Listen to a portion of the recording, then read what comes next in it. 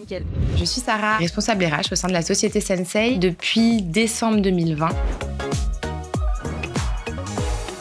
J'ai pas toujours été RH, pas du tout. Je suis partie dans la branche commerciale en fait. Donc j'ai été ingénieure commerciale pendant 5 ans et j'ai décidé de changer complètement de métier. Je savais pas trop vers quoi me lancer, mais j'avais quand même ce contact avec les clients que j'appréciais vraiment. Sensei cherchait un poste de responsable recrutement et j'ai commencé à recruter finalement des nouveaux profils. Et en parallèle, j'ai décidé de me lancer un défi. J'ai validé un master RH pour justement justifier de certaines compétences, mais aussi mettre à disposition des connaissances au sein de la société Sensei.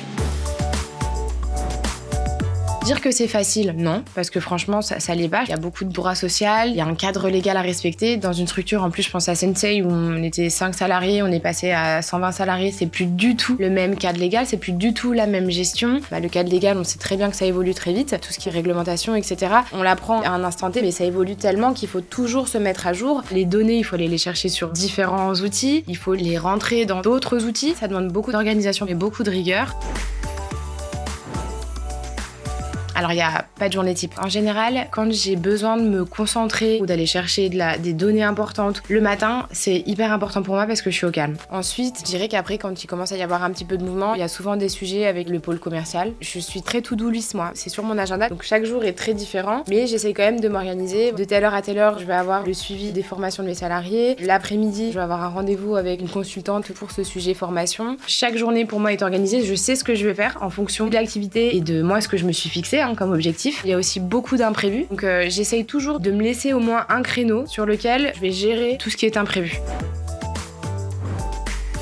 On va commencer par le suivi des salariés. Qui dit entrée dit tout ce qui est onboarding, donc préparer finalement l'ensemble des documents des salariés. La QVT, donc la qualité de vie au travail. C'est un sujet aussi avec plein de choses que l'on met en place. Réaliser des questionnaires de satisfaction, mettre en place des événements pour justement fédérer, pour que l'ensemble des salariés puissent échanger et apprendre à se connaître un petit peu. Après, il y a tout ce qui est gestion de paye aussi. Chaque fin de mois, on est très occupé. Il y a tout ce qui est le CSE aussi. Donc ça, c'est des missions aussi qui sont importantes avec des réunions régulières. C'est important de mettre des réunions en place, mais c'est important aussi de mettre des choses en place derrière. Il y a l'aspect GPEC, c'est un gros projet avec le suivi en fait des salariés, mettre en place un plan de développement des compétences et justement participer à leur développement de compétences, à leur évolution professionnelle chez Sensei, parce que c'est comme ça aussi qu'on va les faire adhérer et rester chez Sensei pour limiter le turnover. Et puis le recrutement évidemment qui fait partie intégrante, je dirais, du pôle RH. Recruter les bonnes personnes au bon moment, à la bonne place, c'est super important.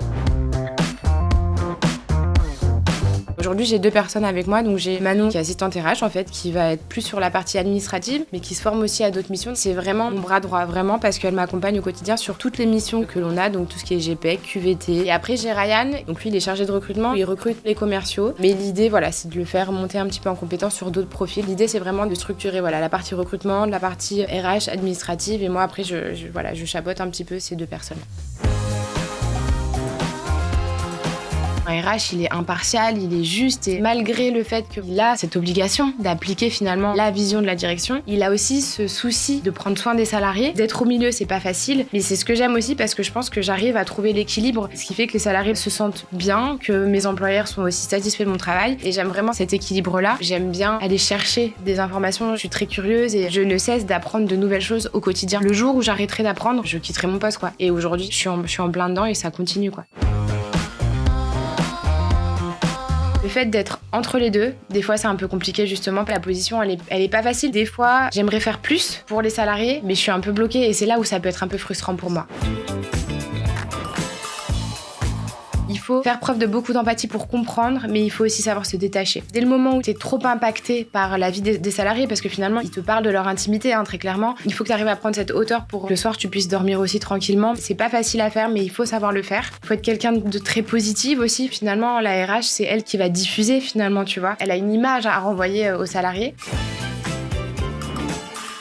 Début de carrière, une fourchette assez large entre 35 et 50K, je dirais. En fait, ça va vraiment dépendre de la structure de la société. Si la société elle a 10 salariés, ce sera pas le même salaire évidemment. Si la société elle a 120 ou 300 salariés, ce sera aussi différent, tu vois. Ça peut même monter jusqu'à 60, je pense, sur des postes de RRH dans l'industrie, etc.